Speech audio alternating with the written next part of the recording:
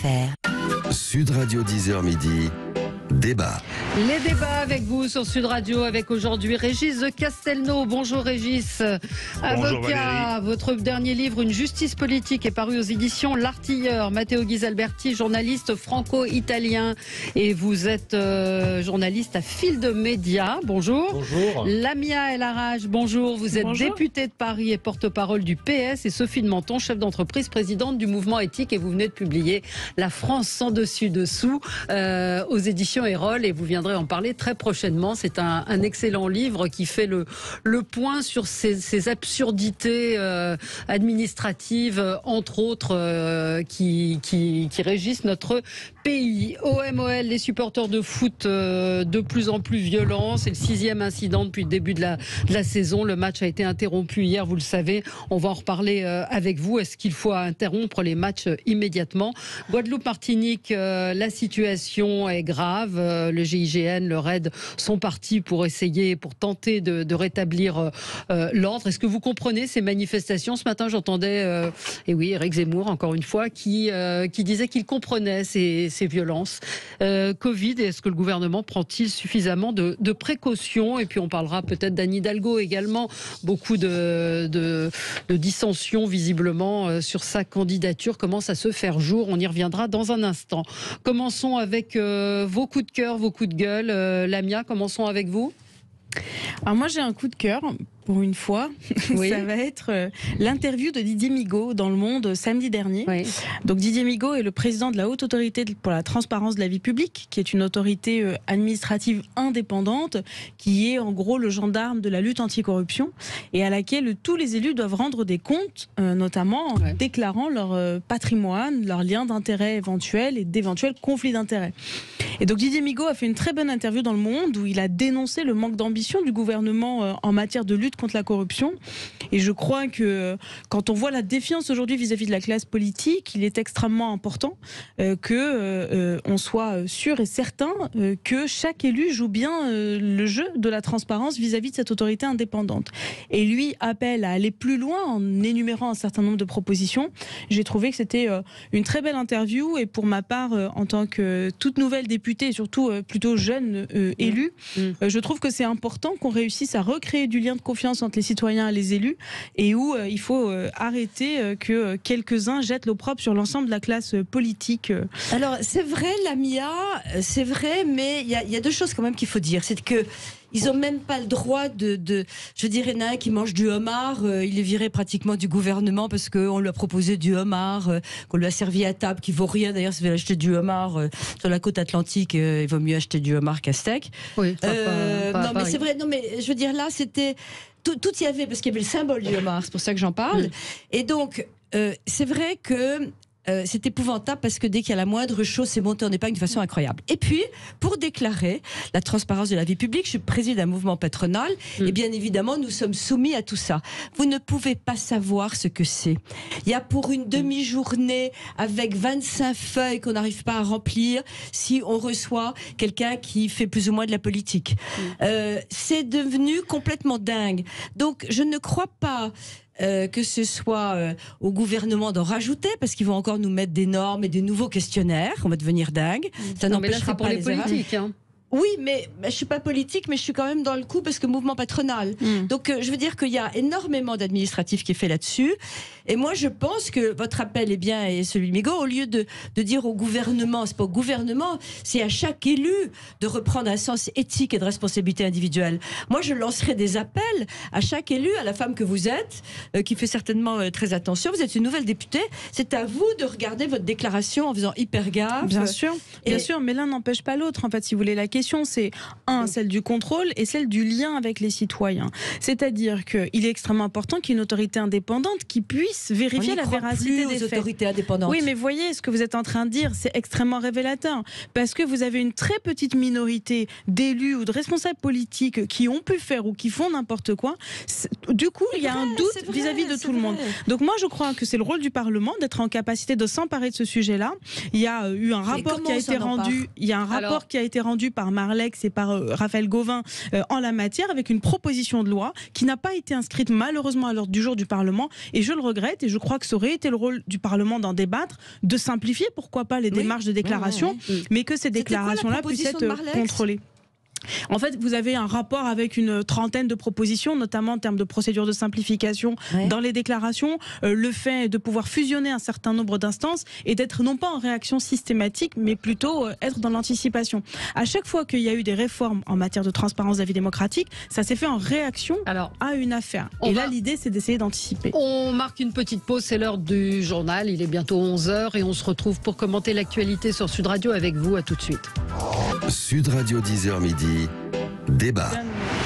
Avec vous sur Sud Radio jusqu'à midi pour les débats avec Régis de Castelnau, avocat, votre blog Vue du droit, votre dernier livre Une justice politique est paru aux éditions L'Artilleur, Matteo Ghisalberti, journaliste franco-italien à Fil de Médias, Lamia El Harraj, députée de Paris et porte-parole du PS, et Sophie de Menton, chef d'entreprise, présidente du mouvement éthique, et vous venez tout juste de publier aux éditions Erol La France sans dessus-dessous, avec une couverture qui explique bien ce qui se passe. Par Luc Ferry. Préfacé par Luc Ferry, voilà. Bravo Sophie. Bah non, mais je suis contente de faire un peu de promo. OMOL, des supporters de foot qui sont de plus en plus violents et qui n'hésitent pas à s'en prendre directement aux joueurs. 6e incident depuis le début de la saison. Guadeloupe-Martinique, comment régler la situation, les émeutes, on peut parler carrément d'émeutes pour protester contre le pass sanitaire, la vaccination et puis le Covid. Le gouvernement prend-il suffisamment de précautions quand on regarde ce que font nos voisins? Et on parlera de la candidature d'Anne Hidalgo également. Allez, on continue le tour de table de ce qui a retenu. Oui, vous voulez réagir à ce que disait Lamia sur relancer une politique anticorruption? Je suis en désaccord, non pas contre la nécessité de lutter contre la corruption, mais je suis en désaccord sur les solutions qui sont mises en avant. Ça a été mon métier. J'ai vu que Sophie brandissait son livre, donc je vais brandir le mien. Une justice politique que vous avez citée, Valérie, porte là-dessus. Depuis 30 ans, on a passé notre temps à mettre en permanence des nouvelles lois en place. On a rajouté, ce qui a été une façon d'ailleurs, à mon avis, de diminuer et un petit peu de désarmer les mandats politiques, et ça n'a pas servi à grand chose. Aujourd'hui, à grand chose. Alors il y a toujours de la corruption, mais elle n'est pas massive. Faut pas raconter de l'histoire. Non, simplement ce que je veux dire. Par ailleurs, j'ai jamais dit qu'elle était massive. J'ai dit une très petite minorité. Mais tout à fait. Non, mais ce que je veux dire, c'est que des lois, moi je les ai vues. J'ai écrit 3 livres professionnels sur le sujet. On a rajouté, on a aggravé. Chaque affaire, c'était un nouveau texte. Donc Monsieur Migaud, il est bien gentil, mais je veux dire, aujourd'hui, la population se défie de ses élus, non pas parce qu'elle les pense corrompus, mais parce qu'ils sont impuissants. C'est ça le problème. Ça me fait penser à la question de l'abstention. On va rendre le droit de vote obligatoire. On va faire le droit de vote à partir de 16 ans. Non, c'est un problème politique de fond. Cette défiance vis-à-vis des élus, qui est une réalité, qui se nourrit aussi d'une forme de populisme facile concernant cette question des finances. Ça n'est pas par une augmentation permanente des textes qui viennent tout compliquer, Sophie a raison, qu'on y arrivera. C'est le problème aujourd'hui de l'impuissance politique, ou en tout cas de ce qui est ressenti par la population, à mon avis. Oui. Allez, on passe, allez-y, comme disait Bernard Rapp, tant que vous avez la langue levée. Coup de gueule. Coup de gueule pour vous, Régis de Castelnau. Alors, moi, je voulais faire un coup de cœur, parce qu'après, on me dit que je suis méchant. Je voulais parler de Pavéo Movaca, qui est le néo-calédonien qui a marqué encore 2 essais contre les All Blacks et tout, qui avait son drapeau français. Je sais qu'il y a bientôt le nouveau référendum, et je trouvais que c'était bien qu'il y ait quelqu'un comme ça. Bon, toujours est-il que j'ai vu passer les déclarations d'Éric Dupond-Moretti, et dire du mal de Dupond-Moretti, ça ne se refuse pas. Alors, vous voulez qu'on l'écoute, l'extrait? Il était invité hier sur Radio J. Écoutez. C'est la chaîne de Zemmour et de Le Pen. La chaîne de Zemmour et Le Pen. Et alors, c'est vrai que vous voulez pas participer à des émissions de CNews, que Pascal Praud, qui vous a invité, s'est vu opposer une réponse négative de votre part et que vous n'irez pas chez lui? Négative, oui, et âpre en réalité. Écoutez, je vais vous dire comment ça se passe. On vous invite, on vous met 3 faits divers en guise d'analyse de la justice. Vous voyez, un meurtre, un féminicide, voilà. Ce qui nous émeut et nous plonge évidemment dans une compassion légitime. Ensuite, votre parole est interdite. Puis ensuite, vous avez toute la clique de ces invités permanents, toujours les mêmes, et ils vont vous cracher dessus pendant 5 heures d'affilée. Et vous n'êtes plus là. Voilà. Donc... Est-ce qu'un ministre de la Justice devrait dire ça? C'est ça votre... Non, mais je pense qu'il n'a pas compris qu'il était garde des Sceaux.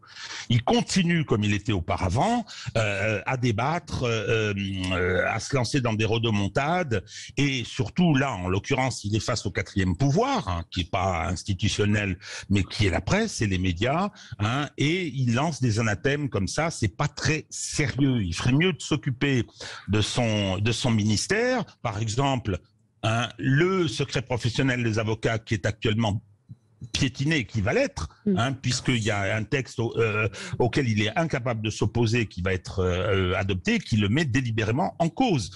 Toute la profession est vent debout, c'est pas rien. Alors, j'ai noté, c'est pas dans votre extrait, j'ai noté qu'il dit du mal, comme par hasard, de Bilger et de Fenech, qui sont 2 magistrats, donc le pied de l'âne, qui ne sont absolument pas régulièrement chez Pro.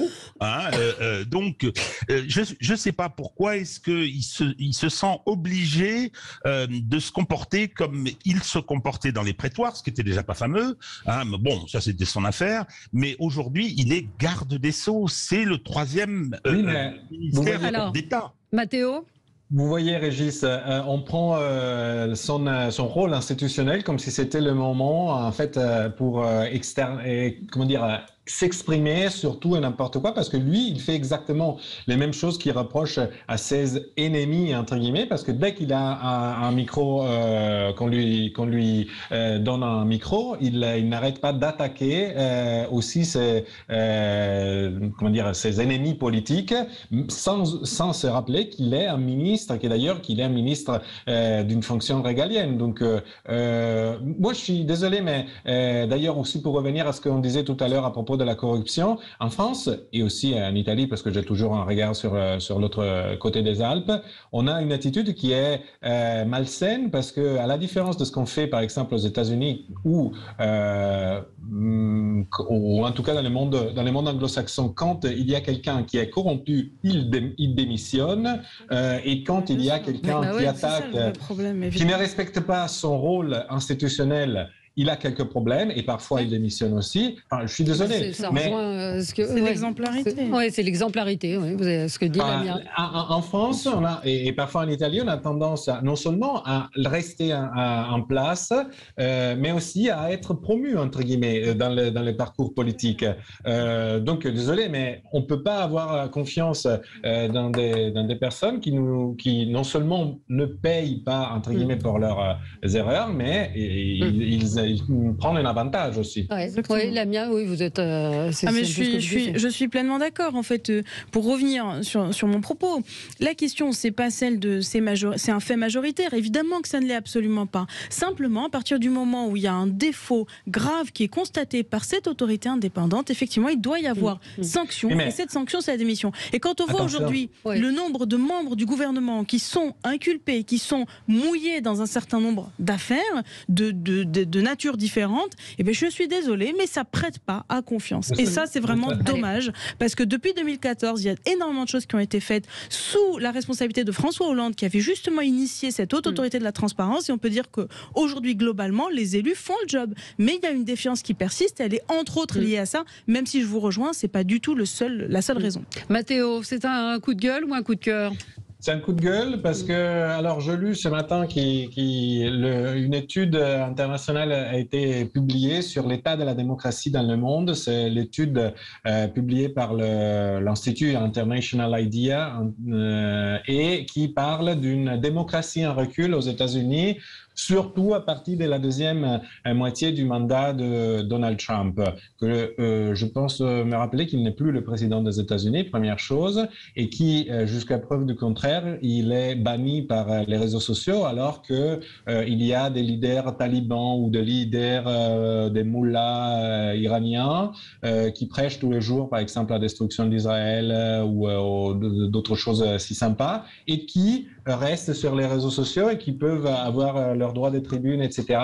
Donc, je ne suis pas là pour faire de l'apologie de Donald Trump, mais tout simplement pour rappeler que quand on parle de démocratie en recul aux États-Unis, et on dit que finalement, avec les talibans, on peut négocier, etc., je pense qu'il y a quelques problèmes d'objectivité, voilà. Il faut se réconcilier avec les talibans, c'était magnifique.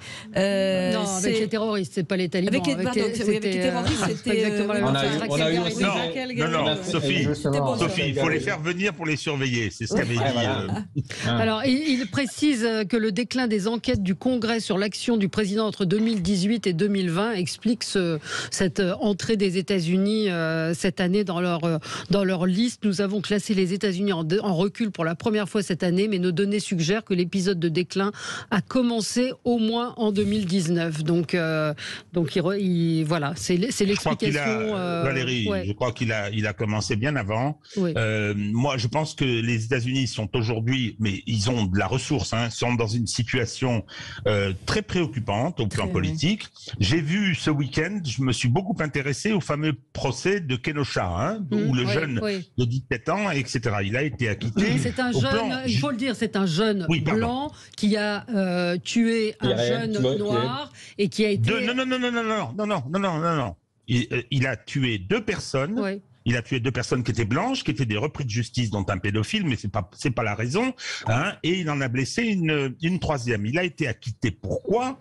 Moi, j'ai regardé en détail le procès. Et il n'avait pas spécialement ma sympathie. À 17 ans, se promenait avec un fusil d'assaut, etc. Il y a des vidéos. Et cet acquittement est logique. Il est judiciairement normal. Mais il faut voir les réactions des 2 côtés. J'ai vu dans une salle, il y avait des gens qui étaient... Pourquoi l'acquittement est normal, là ? Oui, parce que il était en état de légitime défense. Alors attendez, on est aux États-Unis, c'est-à-dire que tout le monde est armé. Les gens qui l'agressaient étaient également armés, enfin pour l'un d'entre eux en tout cas. Non, je veux dire pas au regard de nos règles. Il était poursuivi par des manifestants antiracistes lors des émeutes Black Lives Matter. Je crois que c'était ça. Avec le système américain, les règles américaines, y compris sur le port d'armes, qui m'apparaissent totalement folles, cet acquittement était normal. Et de part et d'autre, il y a ceux qui l'ont acclamé. J'ai vu dans une salle, il y avait un grand écran. On se serait cru dans un match de foot. C'était les partisans de l'acquittement. Et de l'autre côté, le président de la République et le vice-président qui viennent dire c'est absolument inadmissible que la justice ait rendu une décision qui ne nous convient pas. Je trouve ça, alors peut-être avec mes yeux de Français et d'Européens, mais je trouve ça inquiétant pour ce pays. Sophie, un coup de cœur ? Oui, c'est un coup de cœur, mais justement, tout est tellement négatif et de fait c'est un constat, mais je voulais venir un peu presque au secours de la classe politique en disant que d'abord j'avais regardé le débat. Il y avait quand même un débat du Parti républicain avec tous les candidats et que qu'est-ce que vous voulez quand vous regardez, il y a un soupir de soulagement. Les mecs, ils avaient bossé, c'était de qualité. Ils essayaient et ils réussissaient à ne pas s'agresser entre eux de façon basique. Ils n'ont pas été racoleurs. Franchement, le débat était de qualité, qu'on soit de droite ou de gauche. Et ça fait du bien parce que ce qu'on entend quand on voit le délire d'Éric Zemmour, par exemple, qui n'est pas encore candidat, mais quand on voit ce qui peut se passer à gauche, l'amiable, mais quand on voit tout ça, je veux dire, il y a un moment, c'était un moment de calme, de pondération. Ils avaient bossé. Donc c'est un coup de cœur. Et c'est vrai que rappelons aussi en règle générale que c'est vrai qu'on a une forme de décadence, que les États-Unis, le mouvement woke, c'est terrible, la sécurité, etc. Mais rappelons quand même que par rapport à l'histoire du monde, on n'a jamais été autant en sécurité à Paris, on n'a jamais autant été démocrate quand même. Et donc il faut un peu remettre les choses à leur place parce que le perte de confiance que la presse d'ailleurs contribue à divulguer, fait que les gens sont de plus en plus violents et écœurés. Moi, je pense qu'il faut faire appel à la responsabilité individuelle partout, tout le temps, et que c'est la seule chose qui nous tirera d'affaire. Je ne crois pas au contrôle venu de haut qui nous rendra meilleurs. Allez, on continue à débattre. Tout à l'heure, on va parler de la situation en Guadeloupe et en Martinique. Le président de la République dit qu'il ne cédera pas aux provocations et à l'intimidation. Et puis, on parlera aussi du professeur Raoult. À tout de suite. Sud Radio. Parlons vrai. Sud Radio. Sud Radio. Sud Radio 10h midi. Débat. Les débats avec vous sur Sud Radio jusqu'à midi. On va parler de la situation en Martinique, bien évidemment, en Guadeloupe, pardon, oui. Guadeloupe, Martinique, de ce qui est en train de se passer. Moi, j'avais un étonnement, pour rester un petit peu comme Régis, dans un registre, dans l'euphémisme. C'est ce qu'on a appris vendredi à propos du professeur Raoult. Un certain nombre de ses anciens collègues ont raconté que les tests avaient été les différents tests qui avaient été effectués pour l'hydroxychloroquine avaient été falsifiés, qu'il y avait eu des pressions, des falsifications de résultats biologiques permettant de conclure à l'effet bénéfique de l'hydroxychloroquine en biaisant les résultats des tests PCR, en comparant des patients avec de l'IHU avec des patients d'un centre de Nice qui n'en prenaient pas. Et visiblement, on voit dans les faits qui ont été rapportés qu'il y a eu des pressions à la fois physiques, à la fois professionnelles sur ces gens-là, sur les collègues du professeur Raoult. Et je trouve que ça fait pas beaucoup de bruit parce qu'il y a eu quand même des conséquences assez importantes à tout ce qu'a dit le professeur Raoult à propos de l'hydroxychloroquine. C'est ce que dénoncent un certain nombre de médecins depuis le début. C'est-à-dire le manque de preuves, le manque de preuves. Et quel était l'intérêt du crime, si je puis dire? Quel était l'objet? Pourquoi est-ce qu'il s'est battu comme ça là-dessus? L'hubris, avoir trouvé soi-même, avoir trouvé un médicament. C'est là où il faudra se souvenir du soutien inconditionnel que lui avait apporté le président de la République Emmanuel Macron. Alors il s'était assez vite rétracté. Oui, il s'est vite rétracté. Il est allé en grande pompe. Ouais. Je rappelle qu'en face, on a eu l'étude du Lancet qui était totalement, qui est une fraude à l'échelle planétaire. Oui. Donc moi, je reste très très prudent avec tout ça. Vous restez prudent face à des scientifiques qui étaient à l'IHU et qui ont dit qu'il y avait eu des fraudes. Valérie. Non, mais je vous pose la question. Non, je reste prudent avec un tsunami d'informations qui arrive, qui change tous les jours. Il y a des gens qui changent d'avis. Effectivement, si vous voulez, je suis avocat de formation, n'est-ce pas, souche même. Je reste, j'attends d'en savoir un peu plus. Ce que je constate, c'est que depuis le début de cette pandémie, il y a eu une difficulté à appréhender ce qui se passait. Mais là, on parle l'information. On parle pas de difficulté à appréhender, on parle de falsification. Oui, c'est-à-dire qu'on n'a pas dit. Oui, mais on parle de falsification. Valérie, il y a une enquête. Il y a une enquête là-dessus. Bien sûr. Il y a une enquête. Mais je m'étonne qu'on n'en parle pas plus. Je ne m'étonne qu'on ne parle pas plus de pression. Je crois que le fond de tout ça, en fait, ça rejoint mon propos préalable, à savoir la question de la lutte contre les liens d'intérêt et les conflits d'intérêt. C'est-à-dire qu'à un moment, les études, là aussi, il y a eu un grand travail qui a été mené il y a de ça quelques années en matière de réglementation du médicament. C'est comment est-ce que les études indépendantes doivent arriver sur le marché, entre guillemets, et conditionner l'information qui est donnée sur tel ou tel produit. Là, en l'occurrence, c'est clairement pas le cas et c'est honteux. Vous avez raison, personne n'en parle. Oui. Mathéo ? Moi, je trouve qu'on en parle pas mal, mais bon. Vous trouvez l'hydroxychloroquine? Vous trouvez qu'on dit que tout ce qui a été finalement affirmé depuis le début, il y a de nombreux médecins qui avaient alerté sur la non-efficacité de l'hydroxychloroquine et de l'ivermectine. Là, on a. Oui, mais je rappelle Valérie qu'il y a eu cette fameuse étude du Lancet qui était totalement falsifiée. Tout ça a altéré la confiance et aujourd'hui tout le monde, de tous les côtés, dit tout et n'importe quoi. Moi, j'ai rarement connu une phase comme ça où c'était très difficile d'aller à une information que j'espère rationnelle. Moi, je suis rationaliste. Non, mais je suis plutôt on du côté parle pas de rationnel, on parle de fraude. Vous comprenez la différence? Oui, mais attendez, Valérie, vous avez c'est Mediapart qui fait état. On ne sait pas d'où ça sort. On ne sait pas ce que ça va donner. On ne sait pas. Il y a des autorités qui sont là pour ça, qui ont été saisies. On verra. Alors que fait la NSM? que fait l'ordre des médecins, que font toutes ces instances qui sont censées, je rejoins ce que disait Lamia, c'est-à-dire qu'on est censé avoir des organismes de contrôle qui se sont mais il est accusé hâtés lentement. La justice va faire son boulot, comme on dit. Oui, on attend, mais je trouve que tout est horriblement lent. que ces expérimentations non autorisées sont extrêmement graves et qu'il n'y a pas de réponse à la hauteur de ce qui est dénoncé. J'en reviens à ce que je vous avais déjà dit il y a quelques temps. Par ailleurs, le gouvernement vient d'autoriser les hôpitaux à pouvoir financer à hauteur de plus de 40 millions d'euros des produits expérimentaux dans le cadre de protocoles non encadrés. Et ça rejoint un petit peu cette gabegie à la fois d'informations pas étayées et à la fois de tout est permis parce que Emmanuel Macron l'a décidé. Je trouve ça dramatique. On va revenir là-dessus parce qu'il y a un sujet où on parle le gouvernement en fait-il assez. Donc j'ai des choses à dire là-dessus. On va en parler dans un instant. On marque une petite pause. À tout de suite. Radio 10h midi. Débat.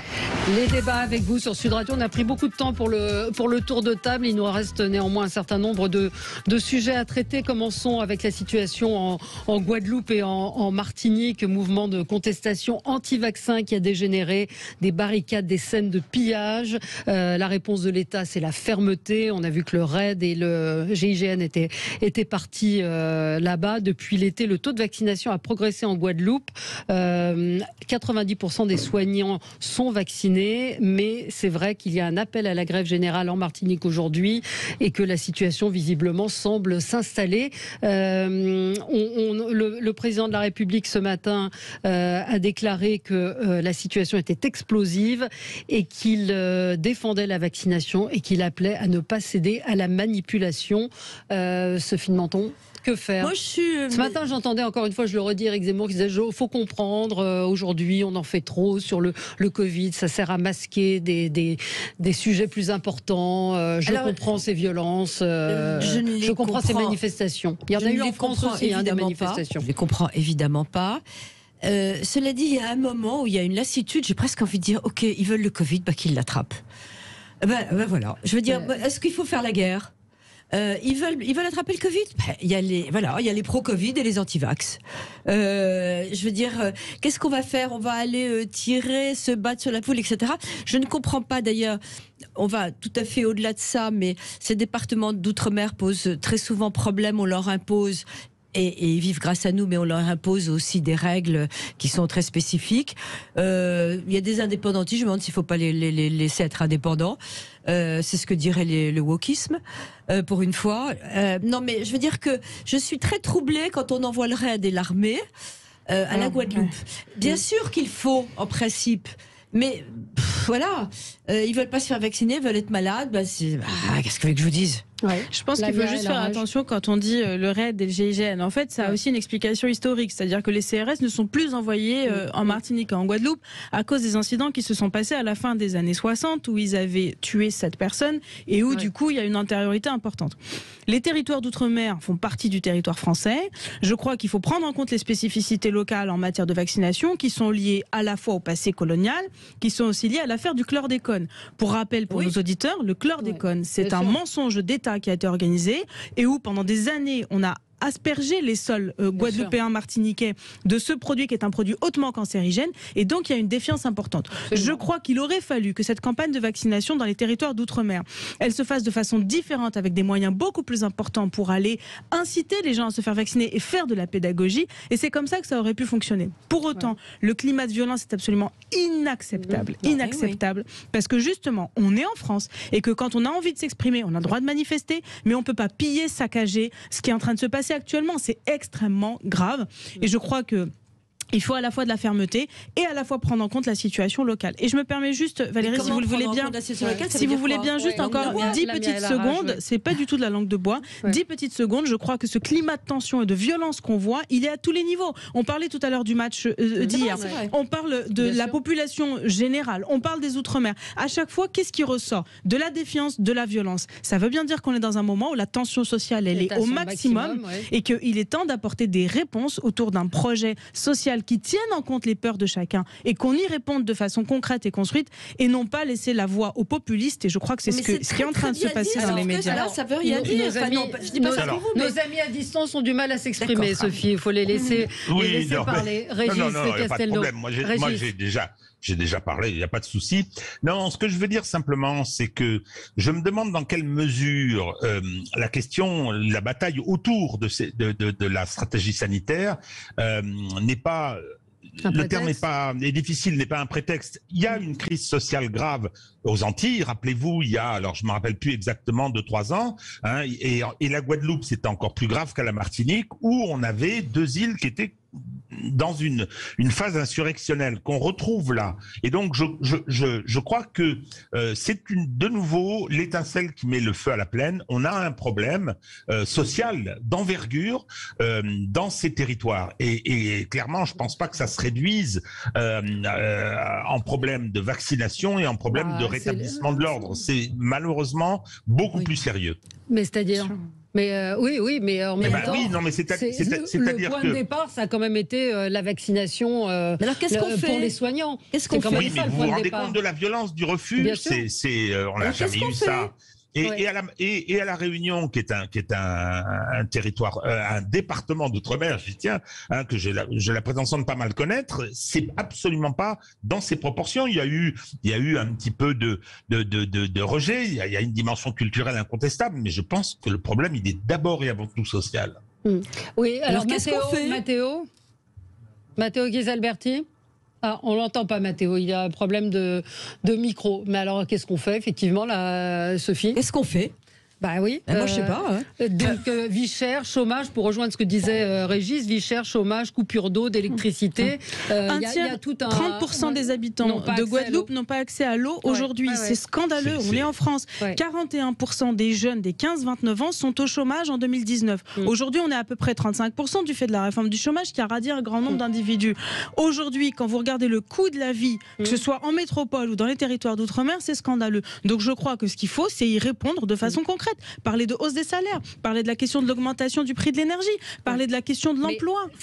Mais le point de départ reste malgré tout quand même l'obligation de la vaccination pour les soignants et le pass sanitaire et tout ce qui je ne suis pas tout à fait d'accord. 90% des soignants aujourd'hui dans les outre-mer sont vaccinés. Donc c'est pas le sujet. C'est pas le sujet aujourd'hui. C'est pas le sujet. La question, ça vient nourrir, là où je rejoins le propos précédent, c'est l'étincelle qui vient nourrir un foyer de base de contestation et de colère. Et c'est ça qu'il faut réussir à entendre aujourd'hui. Sinon, je crois qu'on va vraiment à la catastrophe. Il n'y a pas assez de boulot. Alors moi, j'ai monté une boîte, figurez-vous, à la Martinique il y a 20 ans, ça a duré 3 mois.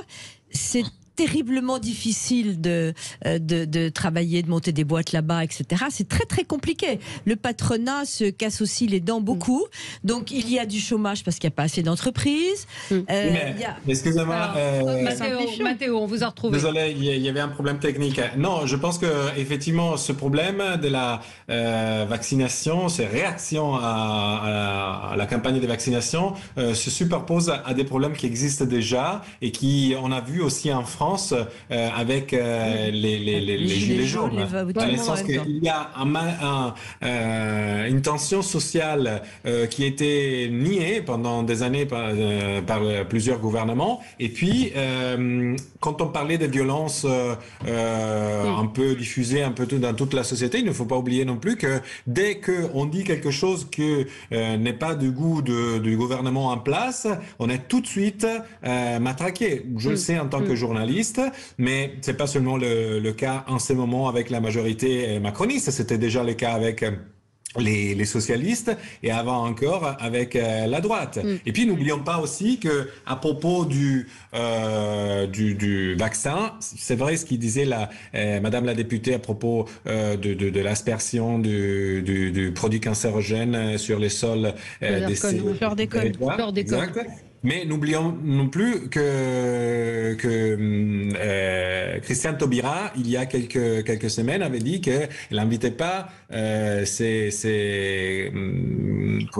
personnes, les résidents de la Guyane à se faire vacciner. C'est la Guyane, c'est pas les Antilles, mais c'est le même problème. C'est exactement le même problème. Donc, après, moi personnellement, je trouve que moi je suis vacciné 2 fois. Je fais il y a quelques jours d'ailleurs aussi le vaccin contre la grippe. Donc je suis pas un anti-vax, mais quand même, j'exprime des doutes très très très forts sur toute la gestion de cette campagne vaccinale, parce que d'un côté les gens n'ont plus de confiance parce qu'on a entendu et justement l'étude du Lancet et après maintenant on entend aussi d'autres choses du côté de Raoult, mais n'oublions pas aussi qu'ils nous ont dit il y a 6 mois que 2 doses suffisaient. Oui, mais on avance, on peut pas. On avance en tâtonnant. Il y a des choses qui ont été. Et puis, si je peux me permettre, vous venez de dire que vous faites vacciner contre la grippe. J'imagine que vous allez remettre ça l'année prochaine et que vous l'avez déjà fait l'année dernière. Donc là-dessus, je pense pas qu'il faille nourrir le doute. Dans le discours, Mathéo, il y a une nuance entre le mensonge et entre le mensonge et ce qu'on sait ou ce qu'on ne sait pas. Moi, je vais me faire vacciner, mais ce que je comprends aussi chez certaines personnes, c'est que elles ont peut-être une attitude qui n'est pas la mienne, donc moi je parle que pour moi de disposition à se faire vacciner en général, et qui quand ils voient en plus qu'il y a du cafouillage et qu'ils ne comprennent pas, parce qu'on ne leur explique pas peut-être que très clairement que d'un côté on n'a que ça, très clairement, pour essayer de limiter la diffusion du virus et puis pour pouvoir redémarrer les activités, et que de l'autre côté les États ont essayé aussi de faire au mieux et peut-être aussi d'essayer de faire baisser les prix des vaccins, etc. Chose qui n'a pas toujours été le cas, par contre. Donc je dis, moi personnellement, je suis disposé à me faire vacciner. Sans enthousiasme. Non, mais je comprends les gens qui ne l'ont pas fait. Mais vous comprenez vous comprenez, on fait quoi alors ? Vous comprenez quoi ? Non, je comprends qu'ils ont des doutes et qu'ils n'aiment pas qu'on leur tape dessus quand ils expriment leurs doutes. Bien sûr qu'ils n'aiment pas qu'on leur tape dessus. Après, il faut peut-être prendre l'information là où elle est et faire preuve aussi parfois de bon sens. Je me fais incendier à propos de ce que j'ai dit sur le professeur Raoult. Je précise que la différence entre fraude, encore une fois, et efficacité, c'est pas pareil. Et c'est pas exactement la même Valérie, chose. vous avez parfaitement raison, et ce n'est pas normal aussi de se faire incendier parce qu'on exprime une opinion. Mais c'est ça la violence. Mais la violence, c'est partout. Olivier me dit, un auditeur, on leur reproche d'avoir promis un vaccin sauveur avec arrogance plutôt que d'avoir dit on ne sait pas. Olivier, si on dit on ne sait pas, il n'y a plus personne qui se fait vacciner. Si on vous dit on ne sait pas, il y a eu, je répète que le vaccin n'est pas expérimental, que la phase 4, ce qu'on appelle phase expérimentale, concerne les effets justement de l'efficacité sur le long terme, mais que les effets de nocivité ne sont prouvés et surtout je crois qu'on n'a jamais eu un échantillon aussi important en aussi peu de temps l'effet d'un vaccin à l'échelle de la planète. Je ne sais pas combien de milliards à être vaccinés. C'est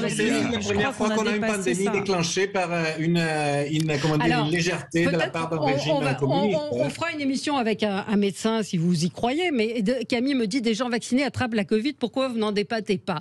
Parce qu'un vaccin n'est pas fiable à 100% et il empêche les formes graves. Il empêche les formes graves. Donc voilà. Beaucoup de gouvernements ont dit que c'était pas à 100%, mais quand même, ça empêchait la transmission, etc. Non, pas du tout. Ça divise pas. Non, pas du tout. On peut pas laisser. Non, pardon, excusez-moi, mais je peux pas laisser dire n'importe quoi. Non, vous me laissez dire ce que je veux parce que en l'occurrence, le vaccin empêche les formes graves.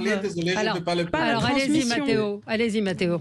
Non mais désolé, un député d'une république démocratique, d'accord, c'est socialiste, mais c'est une république démocratique pas de mépris. Qui me laisse pas parler, désolé, je ne peux pas l'accepter. Non, je dis que les gouvernements de plusieurs pays, je ne suis pas en train de parler seulement de la France, il y a pas plus que moi, disaient que ça y est, avec ce vaccin-là, c'était pratiquement fini parce qu'on limitait drastiquement la transmission.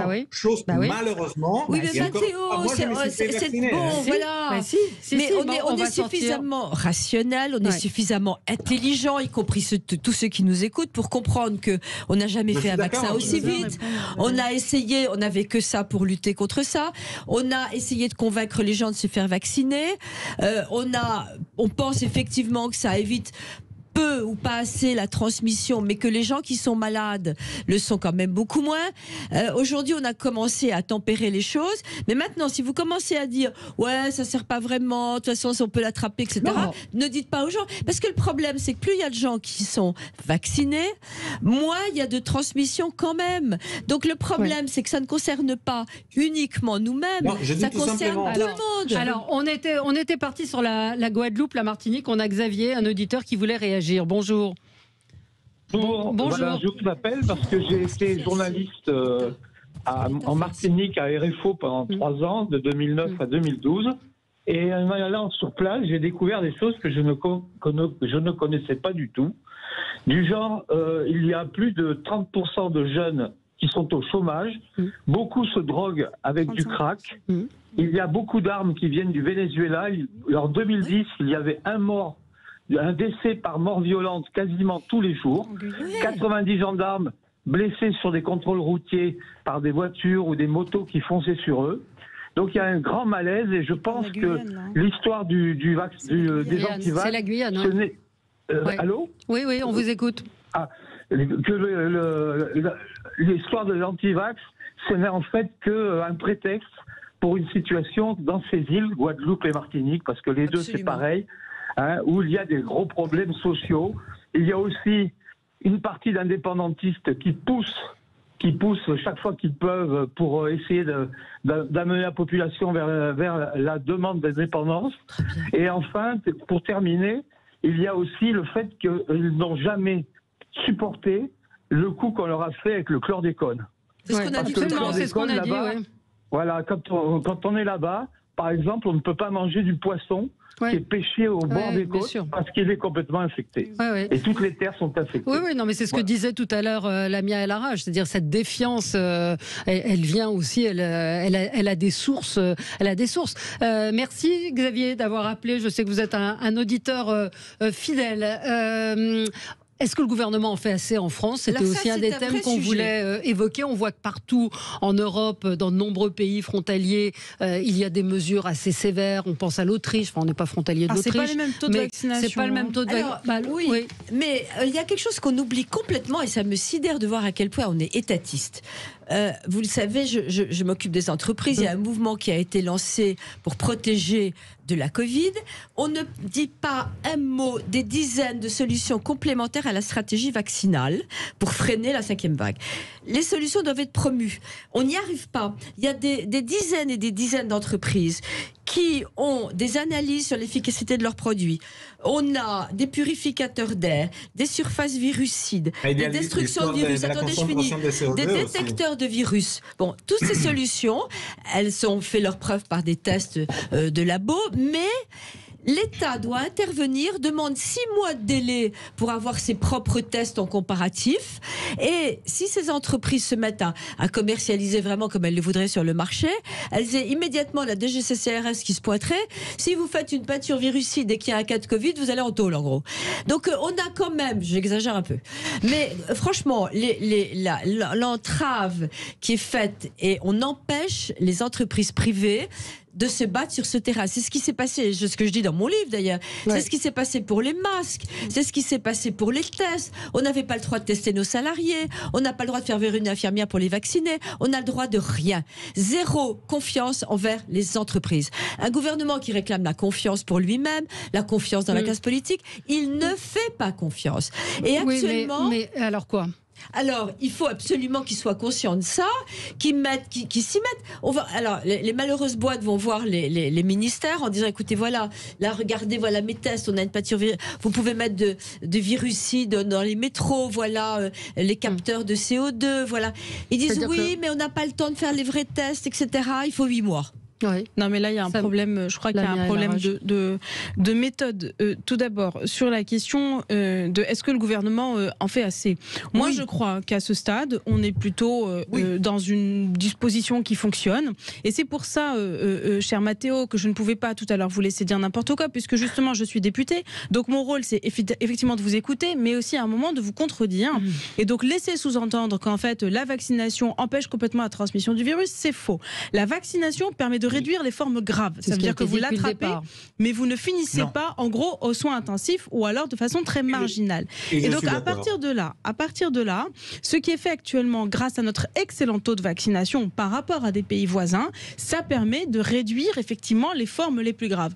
Pour autant, on doit faire attention à 1, la pression hospitalière, 2, plus le virus se propage, plus on risque de développer potentiellement un nouveau variant qui sera un variant français, et je crois qu'il faut y faire attention. Ce que vous dénoncez par rapport à ce Kafka administratif, en gros, je crois que vous avez raison, on l'a éprouvé du côté aussi des collectivités territoriales qui se sont beaucoup plaintes de ne pas avoir les mains suffisamment libres, alors même que c'est elles qui ont tout fait au début du cafouillage, de cette crise Covid. Donc je crois qu'il faut réussir à mettre de la méthode tout en simplifiant. Et c'est peut-être ça l'écueil dans lequel tombe le gouvernement, c'est qu'ils essaient de mettre de la méthode, ce qui ne fonctionne absolument pas, sans simplifier, mais en rajoutant des couches administratives. Je ne crois pas que ce soit la bonne solution. Donc là-dessus, il faut qu'il y ait une réflexion qui soit faite sur la décentralisation et le process. C'est trop tard, il faut y aller. Oui. Alors, vous aurez la parole, Régis. Régis, on marque une petite pause, on est déjà en retard. Et vous avez la parole au retour avec Mathéo. À tout de suite. Oui, merci. Sud Radio. Parlons vrai. Sud Radio, parlons vrai. Sud Radio, parlons vrai. Débat.